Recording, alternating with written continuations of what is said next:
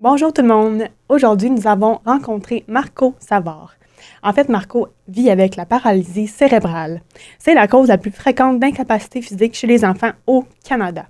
En fait, Marco vient nous parler de son parcours de vie du secondaire jusqu'à l'âge adulte. Il vient nous parler en fait des défis qu'il rencontre, des réussites, de ses accomplissements et en fait de ses missions de vie et de ses idées. En fait, Marco est inspirant non par son fauteuil roulant, mais par la personne qu'il est et par ce qu'il dégage.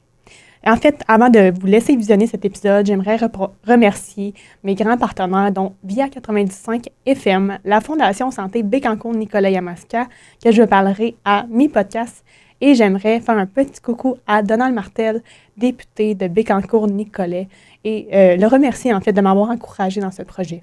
Merci à vous et bon épisode!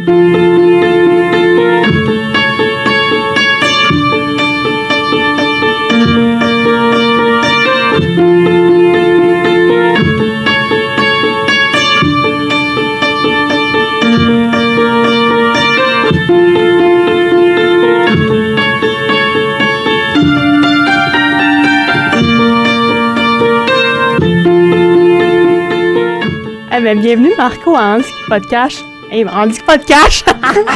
Handic Caché Podcast saison 1. Bien, merci. Comment ça va? Moi, ça va super bien. Ça fait longtemps qu'on ne s'est pas vu. Oui! Pour mettre les gens en contexte, dans le fond, on se connaît depuis le fin primaire, je pense. Fin primaire, c'est ça que ma mémoire me dit. Là. On s'est perdu de vue environ, je dirais vers moi secondaire 4. Toi, tu avais déjà gradué à ce moment-là. Oui, c'est ça, parce qu'on a à peu près 2 ans de différence. Là. Donc, oui, j'étais dans la cohorte un peu plus vieux. On ne s'est pas tant côtoyé, échangé dans les salles de classe, tout ça. Ouais. Mais j'ai pris connaissance de ton existence au travers des corridors et tout ça. Oui, moi aussi, et en échange, tu sais. Puis, j'en ai appris davantage sur toi dans les podcasts que tu as fait aussi dernièrement. Oui. Ouais. Dans le fond, il y a Sexe oral, il y a Entre elle et lui que tu as fait aussi. Oui. Puis, dans le fond, juste pour mettre les gens en contexte, des gens qui viennent plus d'ici, du centre du Québec, dans le fond, est-ce que tu peux nous dire c'est qui Marco, qu'est-ce que tu fais dans la vie, d'où est-ce que tu viens, un peu nous mettre en contexte de qui t'es toi. Donc, moi, je suis originaire de l'Estrie et puis je suis atteint d'une condition de la paralysie cérébrale que j'ai eue pas techniquement à la naissance, mais à cause d'un virus. Pour vrai? La varicelle. Hein? Mais mon Dieu, j'ai jamais entendu ça, dans le fond. Parce que, tu sais, il y a différentes formes de paralysie cérébrale. C'est une condition, en fait, mais dépendamment de qu'est-ce qui te met dans cette condition-là, il peut y avoir différents facteurs. C'est souvent dû à la naissance, dû à un manque d'oxygène ou une hémorragie du cerveau qui est incontrôlée lors de l'accouchement. Mais dans mon cas, je suis sorti normalement. J'étais un bébé en bonne santé, tout ça. C'est à quel âge? On m'a mis dans une chambre à air parce que j'étais un bébé prématuré. Puis à cette époque-là, il y avait une éclosion de varicelle. Puis j'ai pogné la varicelle à 3 semaines de vie. Oh non! Donc la varicelle étant quelque chose de trop agressif pour un système immunitaire qui avait... Un petit bébé. Un petit bébé, exactement. Fait que j'ai eu une poussée de fièvre qui m'a causé une crise d'épilepsie. Puis des convulsions cérébrales ont causé des saignements. Puis en tout cas, les choses se sont chamboulées ensuite. Mais c'est ça qui a causé ma pronostic de paralysie cérébrale. OK, mon Dieu. Ouais. Écoute, puis après ça, dans le fond, moi, je t'ai connu, c'est ce qu'on disait un petit peu tantôt, primaire, secondaire. C'est ça. Puis, tu sais, moi, j'ai toujours connu, justement, le Marco cool, le Marco souriant, tu sais, qui faisait des saluts à tout le monde, qui s'en allait, tu sais, puis que, je pense que, en tout cas, moi, je le voyais comme ça, tu t'assumais la personne que t'étais. T'étais vraiment une belle personne à voir. J'étais un petit clown aussi. Ouais, t'étais un petit clown, là, on va te le dire. On va te le dire, j'étais un peu tannant. Non, mais, tu sais, je pense que ça faisait de toi ton charme. On m'identifiait pas nécessairement à ce qu'on projette comme image de la personne en situation de handicap. Oui. Parce que, c'est ça, là, on vient d'énoncer que de l'extérieur, j'avais l'air d'un gars cool qui faisait le clown, tout ça, mais, je veux dire, à l'intérieur de tout ça, c'était un peu comme un mécanisme de défense, ou comme en anglais, on dit comme mécanisme. Ouais. pour justement montrer aux gens que je suis capable et tout ça, puis essayer de me convaincre moi que je suis quelqu'un qui est capable de vivre normalement, qui est capable d'être cool et tout ça. Mais ça vient avec son lot d'insécurité Ben aussi, oui. là. Fait que Ouais. j'ai utilisé le clown d'autodérision, l'humour pour masquer un peu ça. On a comme deux mécanismes différents qu'on a utilisés un et l'autre, là, dans le fond, là. Exactement, c'est ça. Puis je trouvais que ces mécanismes-là, quand ils sont bien utilisés, ben c'est là que c'est formateur parce que ça m'a permis, c'est ça, de côtoyer une pluralité Mhm. d'individus, de m'ouvrir sur le monde. Je suis quelqu'un d'emblée curieux, j'ai pas de préjugés, je me tenais autant avec les intellectuels que Oui. les drogués, que les, Dans le coin fumeur. que les quoi, exactement, le coiffeur ou Ouais. les Mais t'avais pas de personnes au jugement. skateboard. Non, j'avais pas de jugement, puis Ouais. c'était pour ça, de ce que je comprends, les gens m'appréciaient, c'est ça beaucoup. Puis, Pour qui t'étais. pour qui j'étais exactement, c'est Ouais. ça. Ouais. Je te dirais que moi, qu'est-ce qui a enclenché ça, c'est qu'à un moment donné, je suis allé dans un camp de jour d'été qui était dans le fond spécialisé pour accueillir des enfants avec des besoins spécialisés, que ce soit des handicaps, de la surdité, mais toutes les formes d'handicap auxquelles on peut penser, tout ça. Puis Ouais. pour une semaine, j'avais l'âge de 7 ans. J'ai été là.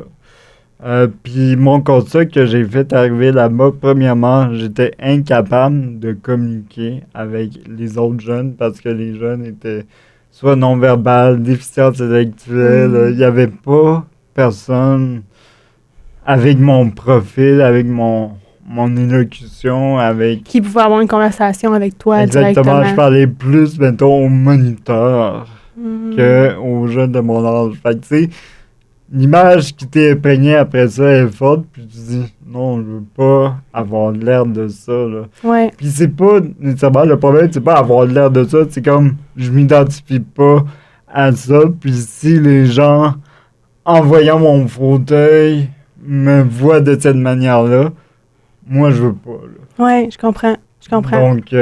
Donc après ça, c'est là qu'est venu le Marco Lord, le Marco Oui. extraverti, puis tout ça, pour, Oui. pour dans le fond me distinguer de ça. Puis tu sais, dans les médias ou dans les films, puis tout ça, il n'y avait pas non plus de représentation. Dans ce temps-là, Comme, ouais. comme aujourd'hui, c'est un peu moins pire, mais avant, il y en avait beaucoup moins, puis c'était surtout des personnes âgées ou C'est vrai. des personnes ayant des déficients intellectuels. Fait qu'encore là, le fait d'avoir pas eu de modèle. Ouais. On peut s'identifier, tu sais, ça fait en sorte exactement. qu'on va encore plus un peu cacher cette partie-là de nous, je pense, s'en dissocier, mais ça fait pas partie de nous, notre handicap. On n'est pas ça. On vit avec, Non. tu sais. Puis je pense que c'est un mécanisme de défense à certaines parties de notre vie de vouloir s'en dissocier un peu. Ouais. Puis on dirait que moi, je regrette cette phase-là, tu sais, de primaire, secondaire, où j'ai voulu un peu cacher ça. Puis je pense que c'est un petit peu pourquoi j'ai créé Handicaché. C'était pour que d'autres personnes aient pu ce sentiment-là de vouloir un peu se reculer. Puis, tu sais, mettons, il y avait des personnes là, un peu avec des déficiences intellectuelles que je prenais le taxi adapté avec eux. Ouais. Puis, tu sais, on dirait que j'avais peur de leur parler. J'avais peur de me faire associer quand je les voyais dans le corridor si je leur parlais devant mes amis, exemple. Mais ça dérange. Ça dérange quoi, en fin de compte, Et tu sais? je suis curieux, le fait de tout le temps aussi être mis à part des autres, comme être retiré à l'extérieur de l'Atlas avant que l'Atlas sonne, ou être mis en transport adapté, le fait d'être constamment, pas isolé, mais mis comme à l'écart ou se faire comme traiter différemment, ça aussi, tu dis crime, C'est plate. c'est plate ou ça alimente, dans le fond, une certaine... chez les autres, une certaine curiosité, voire peut-être... Ouais. Dans ton cas, tu viens de dire tu t'es fait rire de toi à quelques reprises. Moi, je n'ai pas vécu nécessairement ça ou j'en ai pas pris conscience parce que C'était peut-être mieux de même. c'était peut-être Ouais, plus ouais. bien, mais moi, Ouais. moi j'étais l'ordre puis tout ça, puis le monde me voyait pas nécessairement. Il riait peut-être de moi ou avec moi, je le sais pas. Ouais. Puis c'est correct comme ça. Ouais. Mais il y a ça aussi. ce genre de traitement à part-là, puis avoir des accompagnatrices qu'on appelle des TS aussi, qui nous suivent en classe. Il y a de quoi un peu comme d'infantilisant. Oui. Mais après, je veux dire, à l'âge adulte, tu comprends qu'ils sont vraiment là pour t'aider. À distance, pour t'aider. Oui. Ben, moi, honnêtement, je le ressentais vraiment qu'ils étaient là pour nous aider. Oui. Puis, je te dirais que, tu sais, ce sentiment-là, tu sais, de se faire retirer de la classe, faire des exercices, peu importe, là, tu sais, oui, moi, ça l'a accentué un peu le fait que j'étais encore plus vue par la classe, puis j'aimais pas ça. Mais, puis des fois, ça m'apportait même des frustrations sans le vouloir envers les accompagnatrices. Je le disais pas parce que je nommais absolument rien dans ce temps-là. Ouais. Mais je m'ennuie tellement de ces accompagnatrices-là aujourd'hui. Puis il y en a une qu'on connaît très bien, qu'on nommera pas de nom, mais c'était une perle. Puis si elle nous entend aujourd'hui, j'ai dit j'oublierai jamais parce qu'elle va comprendre. Ouais. Mais tu sais, c'est ça, c'est des anges sur deux pattes, nos accompagnatrices. Tout à fait.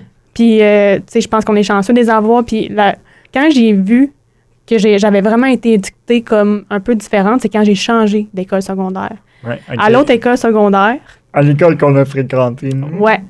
Non, ça, c'est l'école que j'étais pas bien. Tu es partie à... Ouais. OK. Ouais. Ouais, c'est ça. Okay. Ça, c'est l'école que j'étais pas bien. Ouais. Quand je suis partie à l'autre école, j'ai dit, je prends plus ma chaise roulante. Ouais. Mes exercices, ça va être normal comme les autres. Il y avait juste quelqu'un qui emmenait mes trucs trop lourds pour moi. Je comprends. J'ai voulu vraiment enlever ça, cette partie-là de ma vie. Puis écoute, j'étais dans les corridors, mettons, j'allais juste en pause, sortir, chercher le quoi dans mon casier. Là, tout le monde me regardait, puis « T'es-tu correct? Ça va-tu? » Tout le monde venait me parler. Aussitôt que j'avais un moment toute seule, puis les gens ils étaient vraiment accueillants envers moi. Fait que j'ai vu vraiment un clash de ce que j'avais vécu avant. Je me disais « Mon Dieu, les gens sont-ils brisés ici? » Mais non, tu sais, c'est juste... Je pense qu'il y avait une étiquette qui m'était attachée dans le temps. Il peut y avoir des étiquettes, puis aussi, dans la ville dans laquelle on a grandi, en tout cas pour moi, ça a souvent été moi qui ai ouvert les premières portes par le fait que je fréquente ces établissements, ces institutions-là. Ouais. Comme à l'école primaire qu'on était, avant, il n'y avait pas d'ascenseur. Pour vrai? Il y en a édifié un à cause qu'on a poussé, mais que ma mère aussi a poussé pour avoir. Wow! Mais tu sais, à chaque étape de ma vie, je me suis retrouvé à avoir des portes fermées, puis là, je fais, bon, on les rouvre-tu, les portes? Ouais. Fait que ça demande beaucoup de détermination, puis beaucoup de dévouement, puis beaucoup d'efforts d'une part. À l'époque, c'était ma mère qui brisait ces barrières-là. Là, je suis rendu à un âge que c'est toi. C'est moi. Ouais. Oui, tout à fait. Ouais. Fait que, écoute, si tu veux entendre une anecdote, je peux dire l'école parce qu'elle n'existe plus, mais le transit. Oh mon Dieu, oui. Oui. Avant d'aller à notre école secondaire, c'était comme... Je sais pas si c'était l'école des adultes. Là, c'est devenu une école pour adultes. Mais avant ça, c'était comme un tremplin. Parce que si tu n'allais pas en sport-études à notre école secondaire, ben t'allais à cette école-là. Ah, je savais pas. Ouais. Puis en tout cas, quand on est venu pour regarder les besoins d'adaptation, parce que contrairement au primaire, t'es porté à te déplacer souvent de classe pour aller à tes cours puis tout ça. Puis ça, c'était grave, là, la directrice de l'école, qu'on nommera pas. Non! Elle a suggéré à mes ergots au lieu de faire un bureau adapté, que je rentre en dessous dans chaque classe, que je traîne mon bureau. Comme que une tu traînes petite à l'arrière d'un corridor. Oh mon Dieu. Pour se sauver du budget ou je sais pas quoi. Puis là, moi, j'étais pas présent lors de ces conversations-là. Ma mère était là avec les ergots puis avec le comité de direction, tout ça. Il y a personne qui parlait. Puis là, ma mère a dit « Est-ce que vous me niaisez? » Non, mais c'est fou, hein? Puis on dirait que pour des gens, tu sais, tout ce qui est accommodement raisonnable, comme ascenseur, peu importe, on dirait qu'il y en a pour qui pensent que c'est des privilèges, mais c'est des droits. Parce qu'on doit adapter notre quotidien pour toutes les situations. Puis, tu sais, pour moi, ça, c'est des situations vraiment déplorables. J'espère qu'aujourd'hui, en 2025, il y en a de moins en moins. J'espère que ça se reproduit plus puis qu'il n'y a plus de directrice de ce type-là non plus. Mais c'est ça. Tu sais, je pense que, dans le fond, où est-ce que je vais en venir après le secondaire, c'est qu'il y a eu une grosse partie que j'ai eu à travailler sur moi, puis à accepter cette partie-là de moi, puis à accepter que, ben, j'en ai besoin de ma chaise. Fait que je vais y aller à l'épicerie avec ma chaise. Je vais y aller à Saint-Tite avec ma chaise dans les festivals. Puis je te vois aller, toi aussi, puis, tu sais, à travers tes réseaux, puis je te vois, J'ai fait du crowdsurfing à tes festivals. Pardon? Ben oui. Pour vrai? Ouais. Ben, mon Dieu, que t'es hot! Oh, wow! Écoute, Sérieux? ça fait longtemps qu'on l'ai pas fait, mais avec cette chaise-là de 400 livres, me faire monter par 4-5 gars. Et t'ont pas pris juste toi, ils t'ont pris avec ton fauteuil. Écoute, 4 gars, 4 gros gars avec des muscles, on parle pas, genre, Profil Beach Club. Genre moi. Moi, je pense pas que je te un portrait avec la chaise, là, mais tu sais. Je pense que tu sous-estimes. Ouais, peut-être. Mais non, faire du crowdsurfing en festival, écoute, c'est dangereux, mais c'est le fun.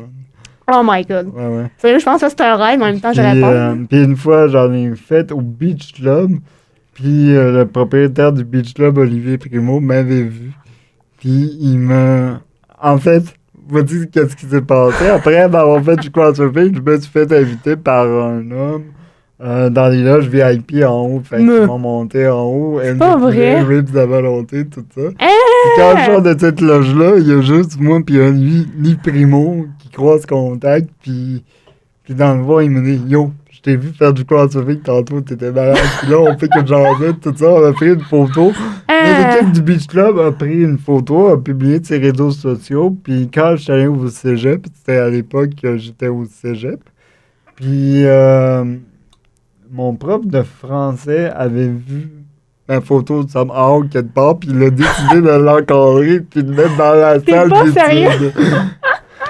Hey, c'est bon, ça! Puis il l'a framé, puis en bas, c'était marqué MOS, mes initiales. MOS is the boss. Oh my god! Fait qu'imagine, tu vas dans la salle d'études pour étudier, pour te concentrer, puis là, tu vois un gars en montant faire du crowdsurfing avec une botte dans les mains, puis écoute, c'était de toute beauté.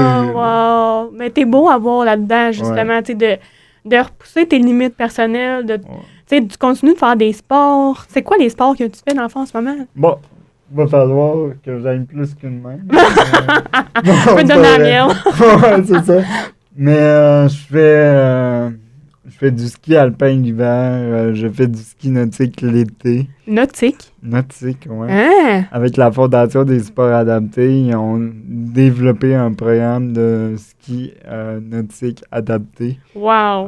Que je suis sur une planche assis, ils fixent comme un siège sur une planche. Ils sont sur la planche, mais moi je suis sur un siège, puis il y a comme des side skis sur le côté pour tenir le ballon.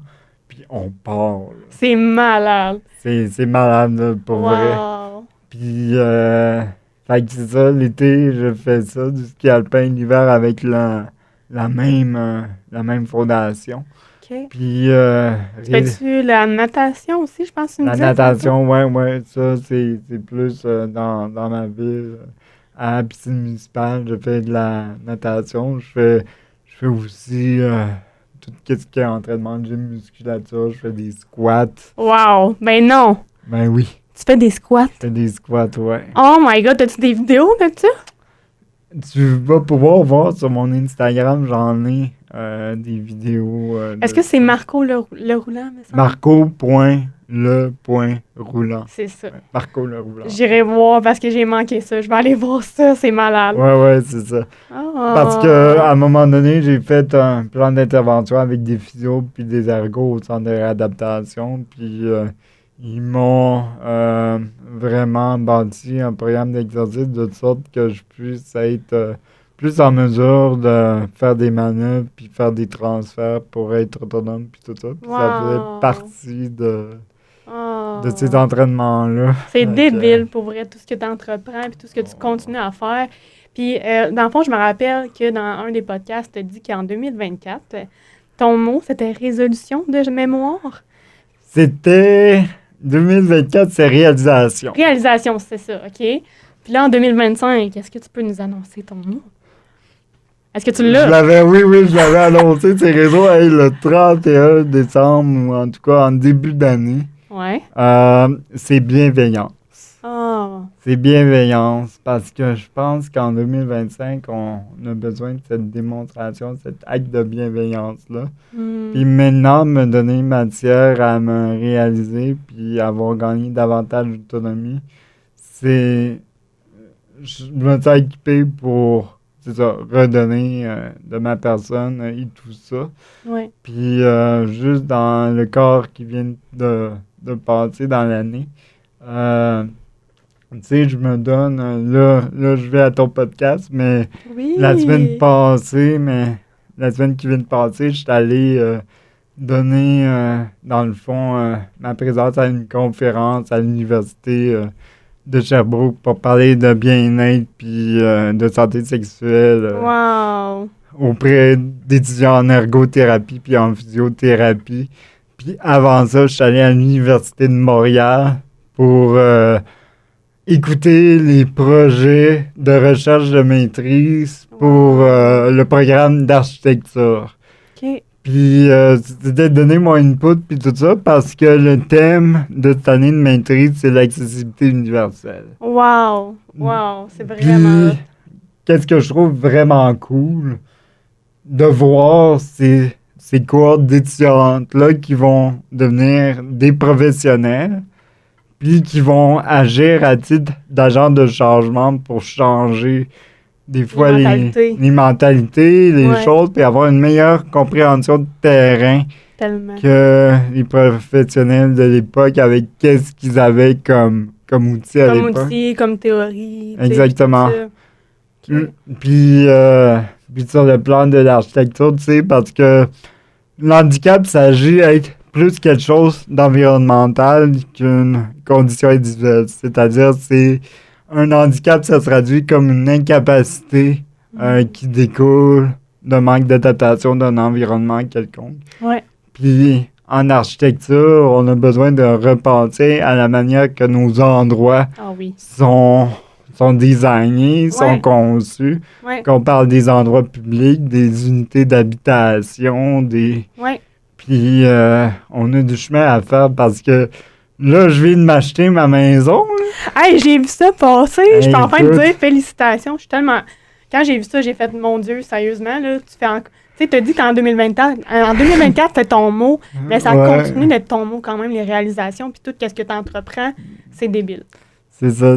Écoute, je me surprends moi-même, mais vraiment, je suis tombé sur cette occasion-là par la bande parce que ma mère se cherchait d'emblée quelque chose avec son conjoint pour habiter, puis ils étaient en processus de visite et tout ça, puis à un moment donné, ils sont tombés sur cette maison-là qui était un plein pied, Wow. avec garage, puis pour eux, ils ont eu un coup de cœur, mais ça ne convenait pas 100% à leurs besoins. Il aurait fallu qu'ils investissent dans des rénaux, OK. d'agrandissement et tout ça pour convenir à leurs idéaux. Mais avant de jeter l'offre par la fenêtre, ils se sont dit hey, pourquoi on ne propose pas ça à Marco? Parce qu'écoute, c'est un plein pied, il n'y a quasiment pas de contraintes d'habitation, Ouais. d'adaptation, c'est-à-dire et tout. Ouais. Fait que ils m'ont fait part de l'offre, puis je l'ai évalué, puis j'ai dit hey, c'est quoi, je vais le prendre parce que les alternatives, c'était pas intéressant pour moi.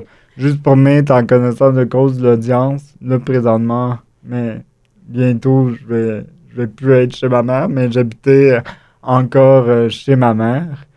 Puis la question de l'habitation, où est-ce que j'allais habiter, tout ça, c'était très anxiogène parce que il n'y a pas tant de possibilités intéressantes, surtout pour moi qui travaille puis qui a un revenu quand même décent. Souvent, les endroits d'hébergement qui sont pour les personnes à mobilité réduite, c'est des logements subventionnés, fait qu'ils priorisent les clientèles vulnérables. Fait que chose si qui est tu as un correcte, salaire, tu peux pas avoir accès à ça, dans le fond. ou ben non, je vais pas être en priorité dans les listes puis tout ça. Puis en même temps, il y avait une partie de moi qui voulait encore pas une fois me voir dans un tel hébergement parce que c'est encore mettre les gens en situation de handicap dans des Ouais. genres de ghettos. Puis je veux pas nécessairement donner l'impression puis de dévaloriser des causes de société qui veulent vraiment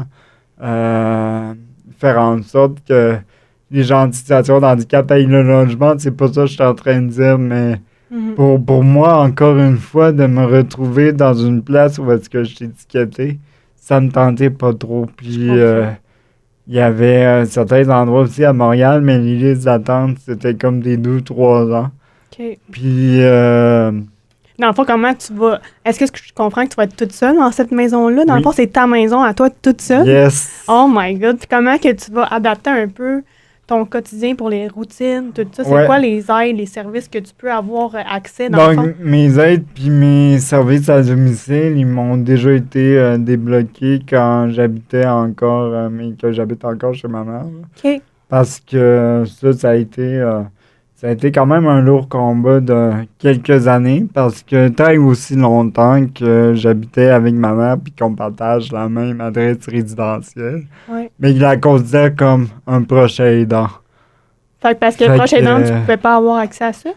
Mais c'est-à-dire que les heures, le nombre d'heures qui m'étaient données en termes de soins puis d'assistance à domicile était amputé du fait qu'il disait « Mais non, regarde, la mère est là pour subvenir. » Puis tu sais, ça permet de désengorger le système pour d'autres qui n'ont pas du tout de projet aidant, tout ça.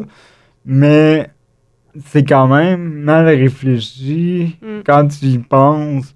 Parce que moi, qui essaye d'atteindre un certain niveau d'autonomie, qui vois ma mère vieillir, puis vouloir s'affranchir aussi du soutien qu'elle m'apporte pour vivre pleinement de ce qu'elle veut tranquillement planifier comme retraite et tout ça.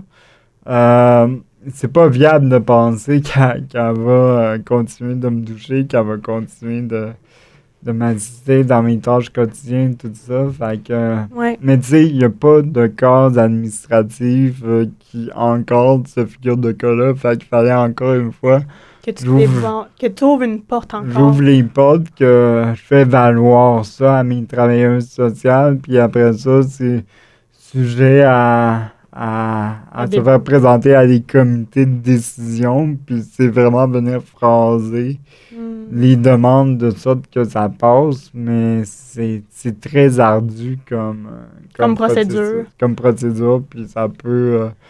je veux dire, à un moment donné, il faut que tu te détaches émotionnellement de ça, parce que tu peux pas prendre ça tout personnel, puis à un moment donné, tu sais, il faut que tu fonctionnes, il faut que tu travailles, il faut que tu mènes bien ta vie et tout ça. Fait que l'énergie que ça prend pour constamment justifier ces choses-là de base que le commun des mortels n'ont pas nécessairement en tête de penser à tout ça. Ça peut être lourd par moment, puis je l'admets, c'était très isolatoire comme situation par moment. Puis tu sais, tu peux en parler à tout le monde, mais en même temps, tu veux pas causer de malaise, tu veux pas t'apitoyer sur ton sort. Puis encore là... En même temps, t'as besoin d'être écouté là-dedans, des fois, puis d'être juste écouté, d'être juste compris. Ouais, mais avec le temps, c'est certain que je me suis assagi et que je me suis plus ouvert, mais c'était moins ça à l'époque. Dans jeune vingtaine, le testostérone, l'orgueil, tout ça, c'est... Je comprends. Puis là, aujourd'hui, est-ce que tu as accès finalement à ces soins-là? Qu'est-ce que ça a donné ton combat? Mais c'est ça, depuis l'été dernier, je me suis vu augmenter mon nombre de services de manière significative. Yes. Puis c'est ça, c'est autant octroyé par des prestataires comme des agents du gouvernement et des agences privées qui viennent pallier dans le fond, le manque de ce que les agents gouvernementaux ne peuvent pas faire faute de flexibilité d'horaire ou faute de la complexité des routes et tout ça. Fait que ça a été gagné. Cependant, je ne peux pas prendre pour acquis que ça va rester parce que ils viennent d'annoncer encore une fois que c'est ça, le gouvernement vise à peut-être charger une partie des soins à domicile pour réduire leurs charges, leur déficit budgétaire. Puis c'est pas quelque chose que je peux prendre. Genre, que je peux dire, OK, je me ferme les yeux, puis c'est réglé à jamais. Là.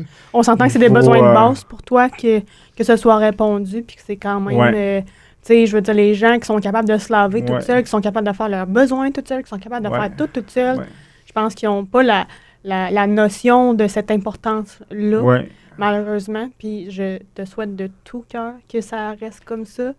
C'est ça. Fait que pour te répondre à la question initiale, c'est ça, moi, je vais juste avoir besoin de changer mon adresse domiciliaire. OK. Puis le fait que je reste dans le même territoire de juridiction, ben mes services vont me suivre chez moi, c'est ça. Fait que... Puis là-dedans, tu me diras si tu es à l'aise ou pas d'en parler, tu sais, mais c'est sûr que ça a dû être une étape quand même confrontante pour toi, tu sais, tu te fais laver par ta mère que tu as toujours connue. Puis après ça, il y a des préposés, il y a des gens attitrés pour venir répondre à tes soins, tu sais. Moi, la première fois que je me suis fait laver par une personne autre que ma mère, j'avais genre 11-12 ans. Puis à 11-12 ans, tu vois un monsieur d'un certain âge. C'est un travailleur, là, aujourd'hui, je le comprends, mais écoute, mets-toi à nu devant un gars d'un certain âge à 11-12 ans. Ouais. Ça intimide un peu. Oui, puis je pense que n'importe quelle personne encore aujourd'hui, peu importe l'âge, mais encore plus à 11 ans, là, je me dis... C'est ça. Puis après ça, bon, tu détaches de ça, puis genre, c'est business as usual à un moment donné. Mais c'est sûr que quand t'es pas familier avec la chose, ça peut, genre... choqué un peu. Ben oui, donc, c'est sûr. Fait que, tu sais, c'est ça, ça me met dans des dispositions relativement vulnérables. Puis, encore là, c'est ça, mon chemin vers l'adaptation n'est pas encore terminé. Puis, probablement, ça ne terminera jamais. C'est constant. Mais vis-à-vis à la personne que j'étais à l'adolescence versus aujourd'hui. Aujourd'hui, je suis quelqu'un de plus assumé tout ça, mais nonobstant, c'était quand même un chemin pas tout le temps rose. Oui, puis qu'est-ce que tu conseillerais, dans le fond, aux gens qui s'occupent de personnes qui vivent avec des limitations, comme ceux, exemple, qui viennent pour t'aider à te laver, faire les soins, faire peu importe quels soins, soit thérapeutiques ou ménagères. J'ai pas tant de conseils à donner parce qu'eux autres, ils se font former quand même. Ils ont une formation pour ça. Et puis, vraiment sur l'aspect humain, c'est de considérer puis d'avoir conscience que l'être humain que tu vas servir, ça reste un être humain à part entière. C'est pas... Tellement. Faut démédicaliser les personnes en situation de handicap de leur contexte clinique, de leur contexte. Ils ont toute une complexité de vécu. Ils ont toutes les mêmes émotions et tout ça. Puis je pense que n'importe quel humain devrait toujours garder en tête, exemple, on sait pas les épreuves de la vie, mais, tu sais, exemple, qu'on a à soigner une personne, ben de soigner l'autre comme qu'on aimerait se faire soigner. D'accompagner l'autre, d'écouter l'autre comme qu'on aimerait se faire écouter. D'aimer l'autre comme qu'on aimerait se faire aimer. Parce qu'on dit souvent, j'aimerais ça que l'autre m'aime comme ça ou fasse tel geste. Mais dans le fond, la question est simple. Toi, tu aimerais te faire traiter comment? Puis c'est de se rattacher à l'humain avant même tout ce qui est médical, comme tu dis, on est toutes à part entière, tu sais, puis... c'est ça, moi, j'en ai vu passer. Puis la première impression reste souvent la plus forte, ça fait que, tu sais, avec certains, je me lâche plus que d'autres, je me lâche plus lousse que d'autres. Des jokes. Mais des jokes, c'est ça, toute l'affinité, tout ça, mais... Je me suis retrouvé récemment à dealer avec quelqu'un qui utilisait l'infantilisation. Puis écoute, 26 ans, me faire appeler bébé. Là. Oh, boy! J'ai fait, excuse-moi, c'est que je travaille, je paye mes taxes, je viens d'acheter une maison. Mon Dieu Seigneur! Mais la personne, c'est ça qui a employé ça, tu sais, elle dit, j'appelle mon gars bébé aussi, là, c'est pas...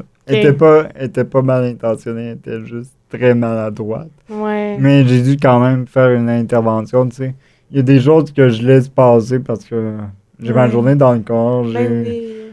Je veux pas tout le temps être confronté. Moi, j'utilise souvent la carte de la diplomatie, mais là, il fallait que je fasse une intervention de femme, comme quoi qu'elle pouvait pas me parler de la sorte, là. Puis t'es capable de nommer ça, dans le fond, quand Oui, ça oui, se oui. produit? Je suis capable, sans que ça soit en explosion. Oui, c'est ça. Ça reste tout le temps dans la diplomatie parce que Hmm. je comprends que tu es des professionnels, mais c'est sûr que si, mettons, j'aurais senti ces commentaires, parce que là, on parle d'un acte de maladresse, mais Ouais. si ça avait été vraiment un acte plutôt de mépris ou quelque chose de bien personnel, ben, c'est pas nécessairement avec cette personne-là. J'aurais géré ça, ça aurait été à son supérieur, puis là, Oui. j'aurais fait, Ouais. regarde, je la veux plus, là. Ouais. On est tous des humains, tu sais, on fait tout de notre mieux, mais il y a des choses, des fois, qui dépassent la limite, puis c'est important, comme tu dis, d'aller un peu plus loin, C'est d'ouvrir ça, d'autres portes. exactement. C'est pas à cause qu'on reçoit beaucoup qu'on devrait se permettre je veux dire, de subir tout, là, tu sais. Ouais. C'est vrai, j'ai même pas pensé à te demander depuis le début qu'on parle puis qu'on jase, mais tu travailles dans quoi? Moi, je travaille, écoute, j'ai fait de mon bac en administration des affaires avec une concentration en finance à Bishop. Oh sur my God. English. C'est comme toute ma bête noire, tu le fais. Ouais, exactement. Puis là, Wow. je travaille pour une compagnie qui œuvre dans le service de sous-traitance en informatique, en programmation, en intelligence d'affaires. Puis pour les besoins de cette compagnie-là, je conçois des rapports sur la pérennité financière qui vont servir après ça aux cadres dirigeantes de mener à bien des choix au niveau stratégique, au niveau de l'embauche, au niveau des ventes et tout ça. Donc, Wow! Sérieux, c'est hot. ouais, C'est malade. ouais. Tout ton parcours de vie, toutes tes réalisations, C'est c'est ça. inspirant dans ta personne, dans qui que Ouais. t'es, dans ce que tu fais, dans ce que tu entreprends, dans toutes les portes que tu continues d'ouvrir, là. C'est ça. Puis, Ouais. tu sais, c'est ça, tu utilises le mot inspirant, mais la manière que tu emploies, je suis à l'aise avec ça parce que, tu sais, m'appeler inspirant à cause que... Pas à cause de ton fauteuil. Pas à cause de mon fauteuil, Non. tu dois pas faire la nuance, là. Non. Moi, Non. j'accueille ton compliment de sorte que, en connaissance de cause de qu'est-ce que je fais, tout ça, mais en que matière à Ouais. inspirer d'autres, mais c'est pas « Ah, le gars, il est en fauteuil, Non. pis il sort, il est pas inspirant. Non, mais c'est exactement ça, tu sais, c'est... Encore là, c'est pas une étiquette.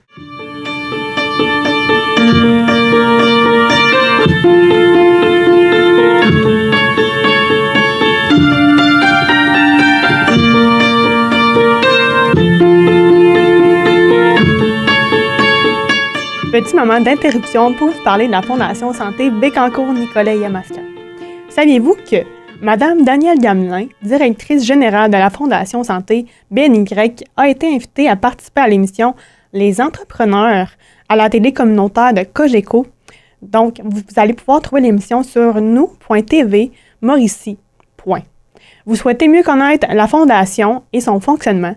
Prenez quelques minutes pour visionner ce reportage et vous verrez que la Fondation est vraiment là pour nous tous, année après année, pour bonifier l'offre de services en santé, créer de la valeur au niveau social et économique sur le territoire. Si vous voulez les encourager à donner un don à la société, allez au www.fondationsantébny.ca.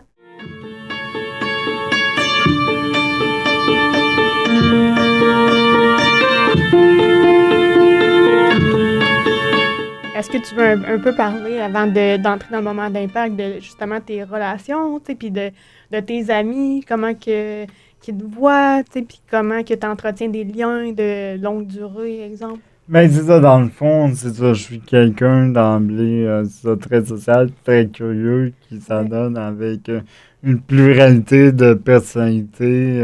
Ouais. Donc, je suis facile d'approche, je connais beaucoup de monde, mais surprenamment, en termes de comme relation d'intime, qu'on parle d'amis, qu'on parle d'amoureux, tout ça, j'en ai pas tant que ça. C'est-à-dire que, puis encore là, ça revient avec le thème d'handicap pour partager, c'est ça, une intimité, c'est ça, avec une personne et tout ça, il faut que tu sois en disposition. Puis le fait qu'on vit avec des limites, que ça soit des contraintes pour se rendre à tel lieu, tu sais, je voudrais aller chez un ami, mais il y a des marges parce que Ah, la quasi-totalité des maisons ont des marges, ça demande une logistique, puis tu sais, je suis pas tout le temps porté, déjà, je demande beaucoup à la base pour me débrouiller à faire ce que j'ai à faire dans la vie. ouais. Mais j'ai pas le luxe comme d'être spontané et tout ça.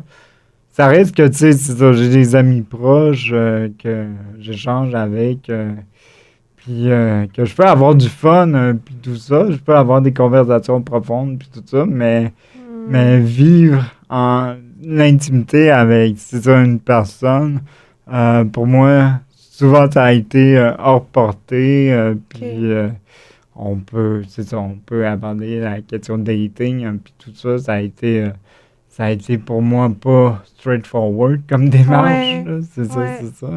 J'en parlais déjà, c'est ça, beaucoup sur le sexe oral, mais pour faire comme une synthèse à ça, tu sais, les réseaux de rencontres, ça n'a pas nécessairement bien marché pour moi, même si j'avais le meilleur profil, tout ça. Le Oui. fauteuil, mais de mon hypothèse puis de ma perception, ben ça émet un signal, là, OK, peut-être la personne a des limites, ça, ça peut engendrer bien des questionnements, puis mais comment il va faire ci, comment il va faire ça, c'est plus facile de passer au prochain qu'à Ouais. l'autre, là. Ça, c'est ma perception, puis Oui. mon c'est ça, ma vision que j'ai de mon expérience propre, mais ça veut pas dire qu'une autre personne, que ça soit traduit par ça, mais pour moi, C'est comme ça c'était... que tu le vis, dans le fond. Ouais, ouais, c'est ça, c'est ça. OK.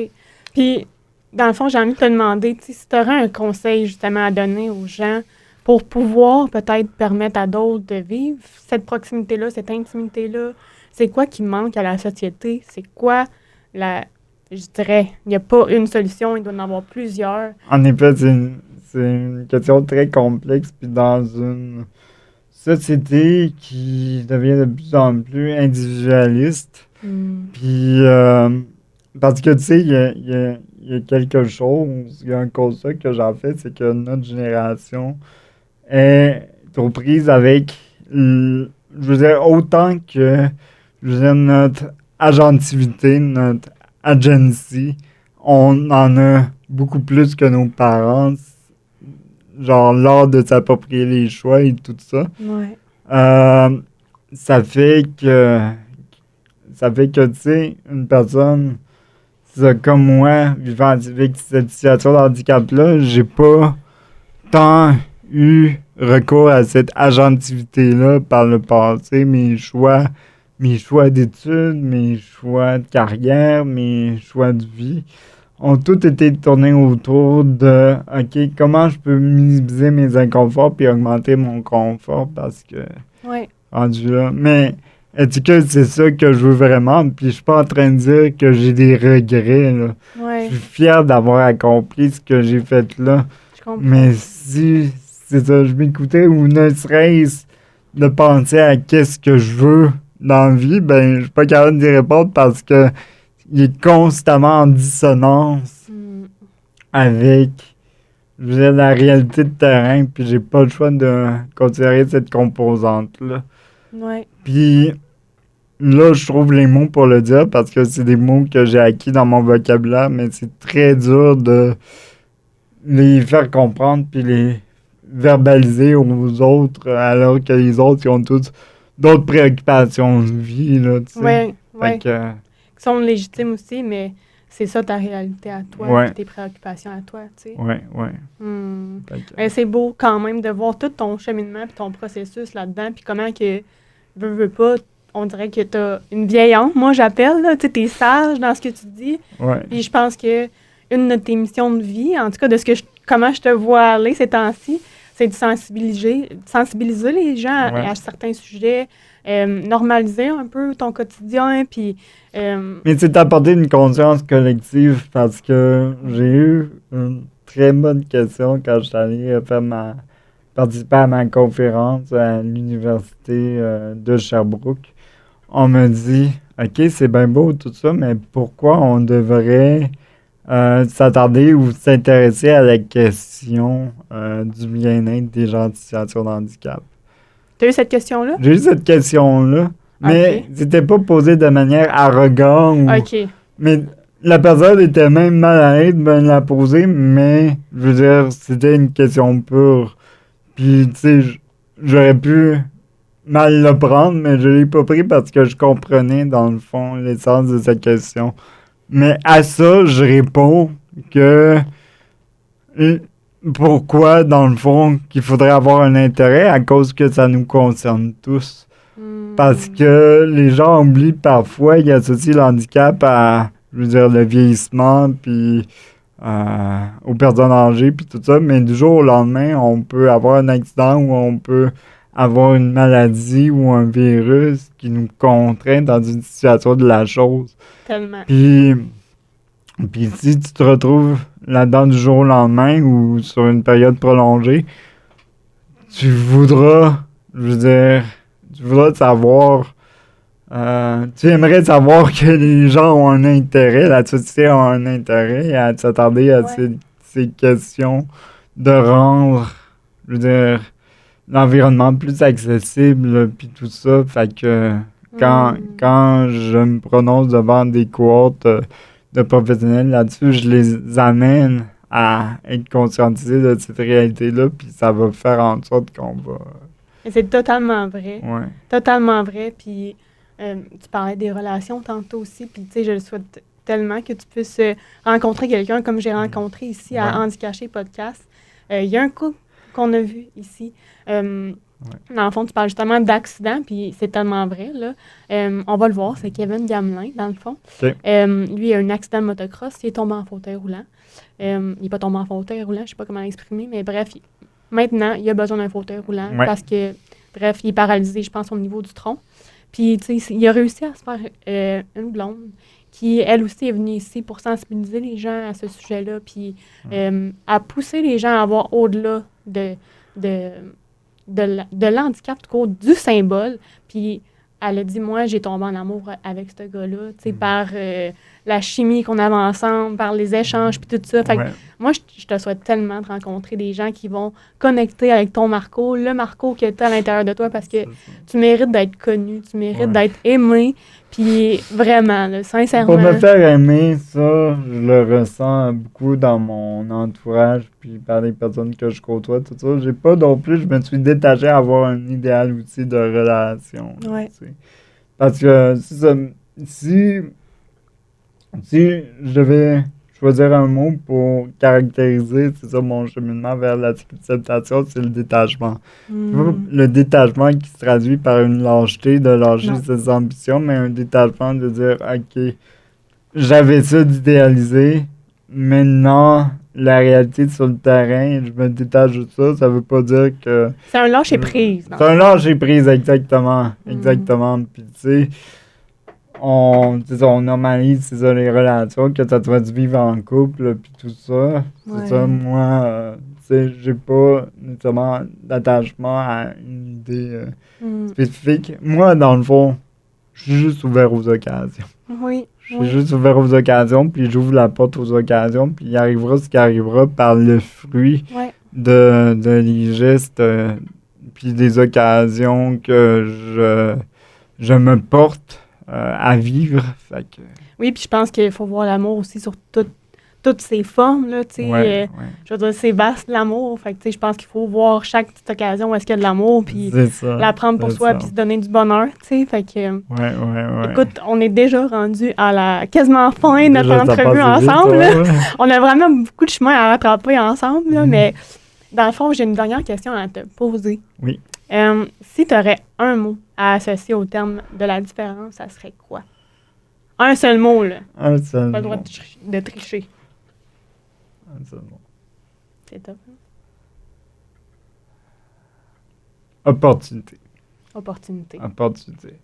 Peut-être que ça va être ton mot 2026, opportunité. Parce ça offre l'opportunité à voir les choses différemment, à sortir de dans le fond, d'ouvrir la boîte de Pandore, puis ça nous pousse, c'est ça, à utiliser notre richesse cognitive à penser les choses différemment, puis je sais pas comment, genre, là, je suis mal équipé pour le verbaliser, mais je vais repenser à ça, mais oui, je sais pas si tu comprends mon idée, Oui. ouais, c'est Oui, parce que la différence, ça nous apporte beaucoup d'autres points de vue, beaucoup d'autres... Oui, c'est ça, t'sais, c'est un apport. Oui, c'est un apport, tu sais. C'est ça. Puis je pense que ça nous amène, puis c'est encore une question que je renomme encore aujourd'hui, que j'amène. Je me fais souvent demander, toi, exemple, si tu aurais le choix de ne pas vivre sans ta maladie, est-ce que tu le ferais?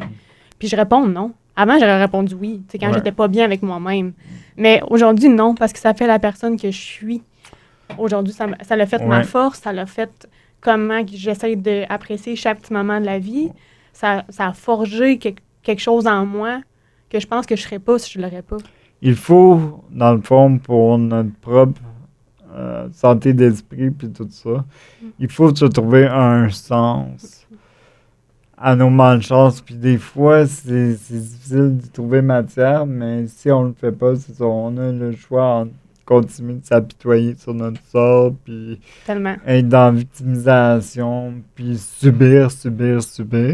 Ou se relever. Ou bien non, se bâtir, se construire autour. Oui, exact. Fait que c'est ça que je voulais dire par opportunité, parce que oui, la différence t'amène à vivre des choses qui sont singulières, qui sont pas nécessairement comprises chez les autres, mais ça te donne une occasion de te bâtir, puis de te sortir singulier de tout ça. Ben merci, donc, Marco, d'avoir été avec nous. Puis avant que tu quittes, j'aimerais que tu me dises, en fait, j'ai des petits rubans aussi ici, de sensibilisation. Quel ruban que tu aimerais choisir? Quelle couleur? Puis moi, je vais écrire ton mot pour toi. Moi je vais aller rose. Rose.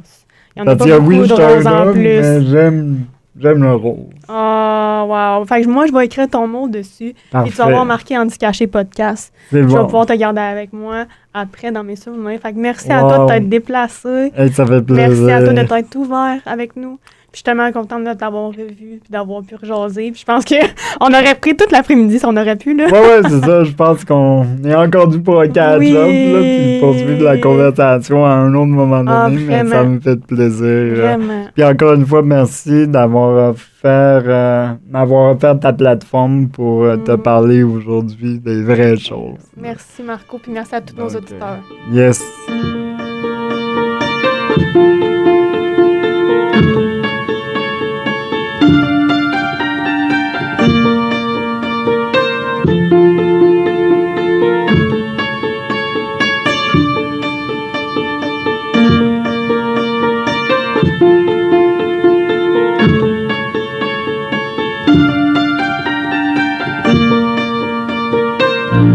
Et si j'apprenais à t'aimer, vaut mieux faire de toi mon allié.